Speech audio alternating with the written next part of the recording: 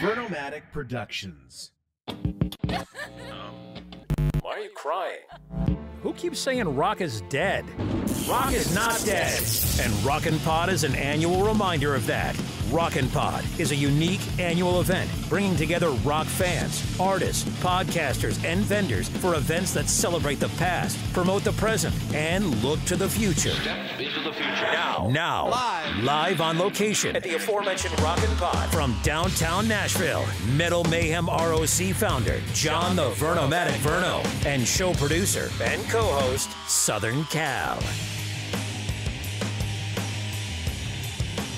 Yeah, there we go. Rock is not dead. And right now, we're going to take ourselves a U-turn and exemplify how rock is not dead.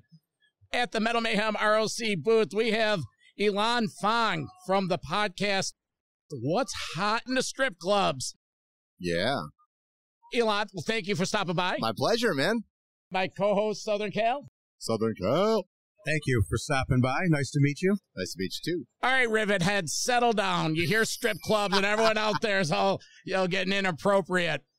Ilan, yes, the title is strip clubs, but it's more about, correct me if I'm wrong, the music behind strip clubs and the dynamics of really what strip club music has turned into. Absolutely. There's a chestnut here, and well, I'm going to let you talk about it. Thank you for coming by. What's going on, my man? My pleasure. So I started off as a rock singer, and I love rock and roll music. I love music in general. I'm a huge music fan. Been a strip club DJ for 25 years, award-winning DJ. I'm actually the first strip club DJ to be a Billboard reporting DJ as well. So I broke that barrier. But our show, it's about the music. That's one of our taglines. And most strip clubs are open format, which means we can play almost any format we want. So we play rock, hip-hop, EDM, pop, dance, country, all genres of music. Hell, I play Nina Simone remixes. I play remixes of the Beatles, like everything to today's modern rock, right? And we started off doing a top 20 countdown show where we had our group is PANDA, Professional Adult Nightclub DJ Association. 1,300 strip club DJs around the country and around the world send me charts, and I put together the PANDA Top 20. And we do a countdown show. That was our very first podcast, and then it's grown since then. Now we do Off the Charts, where Bob Chiappardi, who's a rock industry legend, brings us artists in. We do artist interviews. We've had Josh Todd from Buckcherry, Gavin Rosdale. We've had Major Lazer on. We've had Dave Ellefson on. New rock, baby rock bands, baby hip-hop artists, all the above. They bring us a new track. We interview them. And then each of us bring 3 tracks we think you should be playing in strip clubs that you may not know about. So we cover the gamut. That's kind of what we do. Yeah, anything and everything goes. Personally, when I graduated high school in 1986, I'm from Rochester, New York. Okay. I went to school in Toronto, Ontario. Great strip club scene. Okay, I was going to the Brass Rail for lunch 3 days a week. There you go. 1986. Great food in strip clubs. A lot of people don't know that. And beer. The U.S. dollar was like $1.60. Right. These guys would come up. We were all the high school buddies. The drinking age was 19. Right. So every 2 or 3 weekends, a new carload of Vernomatic's buddies would come up. So what I'm trying to say, Ilan, is I tapped out on strip club days early. Okay. Nothing wrong with that. It wasn't until later on when in my catering career, I would cater Cleveland Brown bus trips from Rochester. Saturday night, they'd be going to the Black Horse in Cleveland. Okay. Yeah. Crazy Horse. Crazy Horse. Yep. Mm-hmm. Christie's. Down in the flats, there's a bunch of clubs out in Cleveland. Now we got to go to Strip Guy. Anywhere in the country, any major city, I probably know the DJs there for you. So how about Mons Venus down in Tampa? Yeah, they're legendary, but they use a jukebox. So what the hell? Wow. Oh, okay. I'll test your knowledge. Barrel of Dolls. Barrel of Dolls. Is that up in Rochester or Buffalo? Rochester. Okay, I know the captain, Rob Reed, DJs at Buffalo. I can't this club. No, Rochester. Okay, no, I don't know. Put it this way. I'm glad you don't, because it's a type of club where the best-looking girl is the bartender. There you see. Okay. Yeah, I've been in those clubs, too. We had one more in Rochester, the $50. Is that because that's what you tip them? And you throw coins at them like in Canada? Right.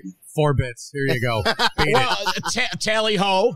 Tally ho. Yeah, but I've heard of that. They would give change back $2 bills. Yeah. Actually, a lot of clubs have gone to that to get more money. They don't even hand out singles. They just hand out $2 bills. Inflation, because otherwise the dollar tip has been around for 50 years.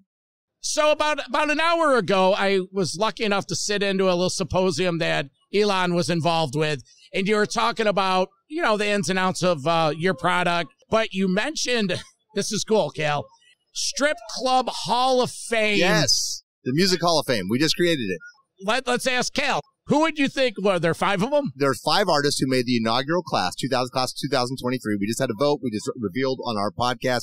Go to stripclubhof.com to see who the class is, and we'll probably share it here too. Oh, first guess would be Motley Crue. Yes. Just on Girls, Girls, Girls alone. Yeah.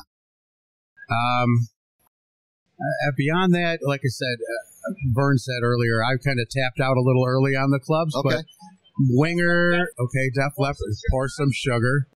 A 9 Inch Nails. That was a surprise because really Closer is the main song that gets played. They're Hall of Fame worthy, but I wouldn't put them in first ballot, first class. The other artists, and by the way, you're getting the scoop because even on our own, we haven't unveiled verbally the 5. We want you to go listen to our podcast. Okay. But I will do it here since we're already unveiling it. So we got Motley, we got Def Leppard, we have 9 Inch Nails, Prince. What Prince? Let's get crazy. Well, no, we did artists, not song names. Oh, okay. But Okay. artists. So the relevancy, they had to have their first commercial album or single had to come out 20 years prior. So 2003 was the cutoff. Okay. And then we kind of went on the number of songs. So Prince has so many songs that get played from Dance Music, Sex, Romance, Darlin' Nikki, Little Red Corvette, Let's Go Crazy, Kiss, Sexy Motherfucker, Pussy Control. I mean, there's so many Prince songs that make strip clubs, right? And then the last one was Guns N' Roses was the 5th band to make our Guns N' Roses. What GNR? Jungle. Paradise City, Welcome to Jungle, Sweet Child of Mine, Pretty Tied Up. It's So Easy. I can go on and on. There's You Could Be My Yeah. Right? So I was surprised AC/DC. So some of the misses, I was surprised AC/DC didn't make it because they have a ton of strip club songs. Van Halen a little bit, but I would say later in the for strip Maybe club Hot specific. for Teacher. Yeah, Hot for Teacher, stuff like that. Panama, obviously. For newer artists, because of the relevancy to the girls, I'm surprised Beyonce didn't make it because she was the 2003 cutoff. Her first solo record was in 2003. Okay. And we were going off what club, songs were relevant. It wasn't restricted to rock.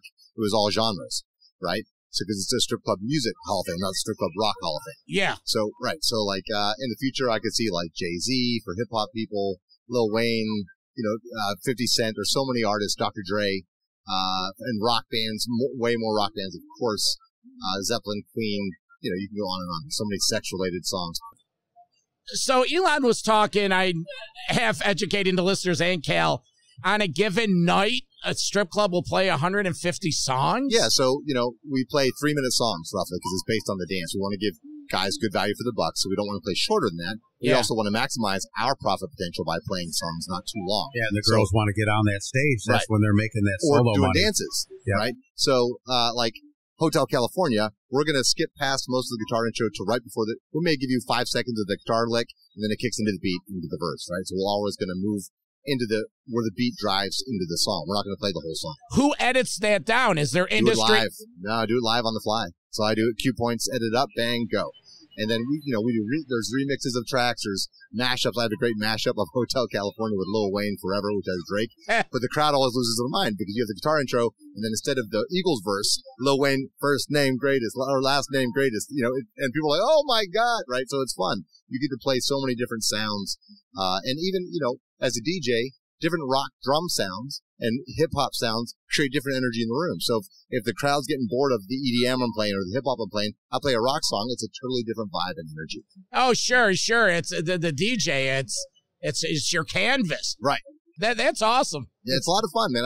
As a music fan, I love it. I started off as a rock fan. I expanded because of DJing. I had to learn every genre of music. We play country. We play Sinatra sometimes. My favorite DJ moment it was a packed Saturday night, standing room only, people throwing money, and I played. I just had a wild hair at my butt. I tried it, and I started fading in the Tokens, The Lion Sleeps Tonight. Right? And the crowd's kind of looking around like, is that what it? And when it all dropped in, the Weema Wops, the whole front row got up and started doing the Weema Wop and singing it louder than the music. And I was like, oh my God, this is insane, right? And they were having a blast. So then I said, okay, let me try this. So I went into the Circle of Life from The Lion King. Hey, don't yet. Everyone knows that stuff, but it was an EDM remix, and then dropped into this big beat, and they lost their minds. Like, money went flying. It was like, oh! And everybody seems to be having a great time. Exactly. It's a party. And that's definitely what you're looking for, obviously. Absolutely. Let's talk your podcast. Give us some examples of what some content is. Yeah, so we do a variety of shows. We do a weekly show, and they're all different. So we have the Top 20 Countdown, which is like, Casey Kasem doing strip club music. We do Off the Charts, which is our artist interview and new music show. Then Danny and I do a Decades Rock remix show. We do 60s, 70s, 80s, 90s, and 2000s. And we pick 5 remixes of bands of that era that we think you should be playing in clubs. We do a Flashback Friday, which goes, because we've been doing this for 8 years. So we have artist interviews from 8 years ago. So we'll go back and just grab the interview, say with Dave Ellefson or Josh Todd or, the lead singer of Candlebacks, which his name, something Martin is. Anyways.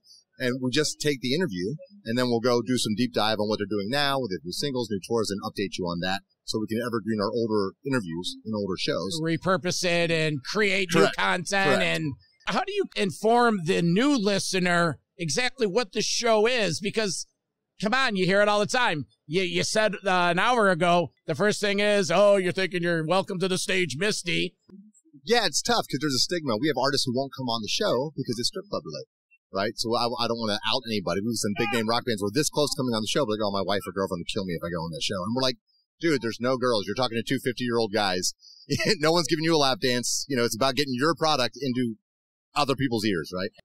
So how you do it is, we try and set it up when we do the introduction. Our tagline is, it's all about the music, because that's what our shows are. We're music shows primarily. Mm-hmm. And then, go from there. And when we share it on our social medias, we really try and do a good introduction and branding in all our branding. Well, earlier today we had on Sam from the Midnight Devils. He's the singer from Midnight Devils. They played in Satellite Beach, Florida, my hometown. Okay. Right next door was, I think it's called the Red Leopard or the Red Cheetah. And we know the DJ there. They all ended up over there after the show, and he said the owner welcomed them all in, but awesome. I was afraid to ask him that because I didn't know if that was his handler or if that was his girlfriend, and I didn't want to say, where you at the titty bar last night. Yeah, you're right. So when you go next, Aaron Duarte is the DJ, so tell him Ilan said hello. I will. I mean, we go down to Winfield's a lot, and we're there, and, it was a perfect time. Those guys were great in there. Yeah, owner was great. Good time. Aaron Duarte? Aaron Duarte. Sort of like Chris? Chris Duarte, the guitarist. Right? Yeah, he's great. I knew he was a DJ in Phoenix when I met him. Great DJ, great guy. Okay, so are you self-proclaimed the only strip club podcast? The top of the hill? I guess we're probably the most known right now. There were guys who did it before, but they've fallen off. They don't produce the shows regularly anymore. We have been, steadily and increasingly doing content. We're doing more and more. We started a new series called Behind the Curtain, where we interview people in the industry or industry adjacent and really expose the talents and the legitimate businesses. We explain some of the business concepts in strip clubs that people may not know. And then really all these people have these amazing talents and interesting stories. I interviewed one woman, Angelina Spencer, who started off as a dancer, came up through the foster care system, right? Became a dancer, paid for her education, almost Ivy League. Now she does anti-sex trafficking stuff, dealing with Homeland Security. She's a CEO. Like, it's amazing. There's so many people who have used strip clubs to better their lives. And the people are fascinating, and the stories are really not just the sex and drugs, the titillating shit. Look, that exists, but that's been done to death. I don't want to do that. Yeah. I've lived it, I've done it, but there's so much more, and I have so many powerful people as human beings in our industry who do amazing things with their lives, and that's what's more interesting to me. I gotta ask, Ilan, the hot topic in the sports world is the recent Ja Morant situation.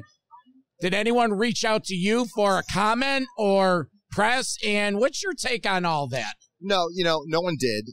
But I know people who work at the club Shotgun Rollings in Denver, Colorado. Great club. I've been there. It's a lot of fun.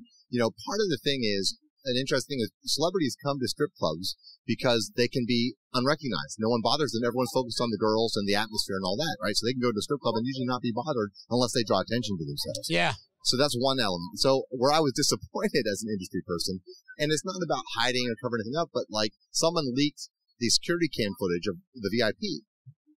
That's not good for business in general. People in general come there for discretion, and now you're outing everything. Like, look, what he put on social media, I get it. He deserves to be outed because he put it up there, right? But the rest of it didn't need to happen. is it news? Yeah, I get he's a professional athlete, celebrity, millionaire. I get all that. And yes, and he's dealing with repercussions of this now. The latest article says he could lose $30 million of salary and revenue and whatever because of his punishments, right? What he did, obviously, I don't know how he got the gun in the club. Most of them have metal detectors, and so that stuff doesn't happen. That's very dangerous. Certainly don't want people carrying guns into our clubs. Absolutely not. We already have enough violence going on in clubs, not just strip clubs, but nightclubs where everyone's entitled or has a gun, and you get kicked out or say, no, you can't come in, and the guy comes back and blows the bouncer's brains out. It's ridiculous. That's how Florida is. It's like you can go to a 7-Eleven and buy a gun down there. Right. And so, look, I'm fine with having people having guns, but responsible guns are important. And to kill a guy who's making, $15 an hour because he said you can't come in because you're too drunk already and you're going to blow his brains out, that's fucking ridiculous. Sorry with the language. Yeah, and guns and booze don't mix. No. How did that stuff get leaked? Is there any way of tracing it, or? I imagine the press paid someone. They found someone in the club and paid him a nice sum, would be my guess. I don't know this for real, but that's my assumption. TMZ style. Right, TMZ style. And he posted the video on his Instagram, the first video. So ultimately, that's why it got out. So that was dumb on his part, first of all. He's learning. He's a young man. He's got to learn about social media, being responsible, and he's got so much to lose in supporting his family and friends and his own career. He sounds like a good kid for the most part. It was stress relief. I get it. And I hope he finds a way to balance it and be happy and be healthy and move forward in his career and as a young man into an adult. So that's wild. It's sort of like your industry, your niche in the press and in the forefront. It touches everything. It really does. Yeah. It's life, man. Like everyone, there's a stigma about strip clubs, and I hate that because the reality is you're likely to more have an affair or sex with somebody you work with than you are a stripper. I got news for you. Yeah, that doesn't happen. Ilan, plug all your socials. Where can people hear everything? At Ilan Fong. You can check us out at whatshotitsc.com is our website. We're at What's Hot in the Strip Clubs on Instagram, and we have a Facebook group. Anyone's welcome to join. We talk music, discuss music. We do our voting there. So we're going to start the voting for next year's class in April. And then we're going to pare it down as we get our list down. So please join us and tell us who you think should be the next artist into the Strip Club Music Hall of Fame. What's hot in the strip clubs? Ilan Fong, thank you. Man, a pleasure. And as always, our slogan here, keep it heavy. Keep it heavy. Let's go, baby. See ya. Thank you, Alan. Metal for life. Thank you for listening to Metal Mayhem ROC. Check out our website at metalmayhemroc.com for information on podcasts, archives, links to all our live radio shows, and all sorts of info. Please like, follow, and share with everyone, even your non-metal friends. And always remember to keep it heavy.